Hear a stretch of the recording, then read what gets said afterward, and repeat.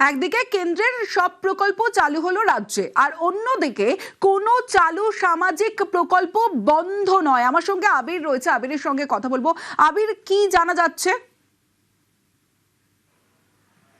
দেখো, অত্যন্ত গুরুত্বপূর্ণ সিদ্ধান্তের কথা রাজ্য সরকারের যে প্রথম মন্ত্রিসভার যে বৈঠক, তারপরে আজকে মুখ্যমন্ত্রী শুভেন্দু অধিকারীর তরফ থেকে জানানো হলো। গত কয়েকদিন ধরে একটি প্রশ্ন বারবার ধরে ঘুরপাক খাচ্ছিল, সেটা হচ্ছে যে সরকার বদলের পর পূর্বতন সরকারের আমলে চালু করা যে একাধিক সামাজিক প্রকল্প রয়েছে, সেই সামাজিক প্রকল্পগুলোর ভবিষ্যৎ কী।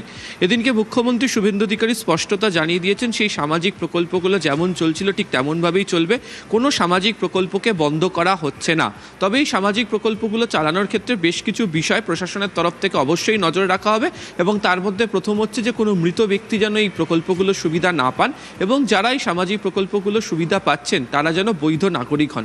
তুমি জানো যে রাজ্যে চালু হওয়া একাধিক সামাজিক প্রকল্প রয়েছে, যেগুলো হচ্ছে ডিবিটি অর্থাৎ ডিরেক্ট ব্যাংক ট্রান্সফার। অর্থাৎ যারা গ্রাহক বা উপভোক্তা যারা রয়েছেন তারা সরাসরি তাদের ব্যাংক অ্যাকাউন্টে যে অর্থ যায়, ফলে এক্ষেত্রে দাঁড়িয়ে যদি কোনো মৃত ব্যক্তি বা কোনো যারা অবৈধ নাগরিক যদি এই সুবিধা পান, তাহলে অত্যন্ত খারাপ একটা বিষয় হতে পারে। এবং যেহেতুই প্রথম থেকে সরকারের তরফ থেকে আজকেও স্পষ্ট করে দেওয়া হয়েছে যে তারা এই বিষয়গুলোর প্রতি নজর রাখবেন, তবে তারা স্পষ্টত উল্লেখও এর সঙ্গে করে রাখলেন যে কোনো সামাজিক প্রকল্প যা চালু আছে তা বন্ধ হচ্ছে না, সেই প্রকল্পকে রাজ্য সরকার চালিয়ে যাবে।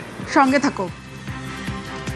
কোনো চালু থাকা সামাজিক প্রকল্প বন্ধ হচ্ছে না, এটা আমরা আমাদের কর্মসূচি প্রচারকালীনও বলেছি।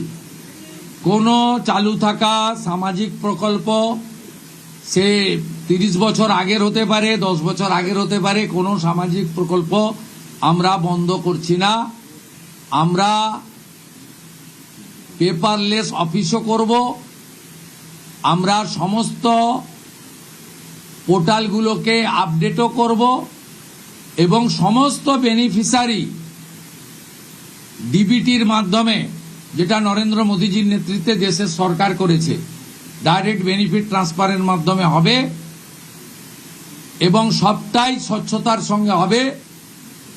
যে স্কিমটার কথা আপনি বলেছেন, আমি শুধু ওই স্কিমটা নয়, চালু থাকা কোনো সামাজিক কল্যাণকর কর্মসূচি বন্ধ এই সরকার করছে না, কিন্তু ট্রান্সপারেন্ট স্বচ্ছতার সঙ্গে সেগুলো হবে।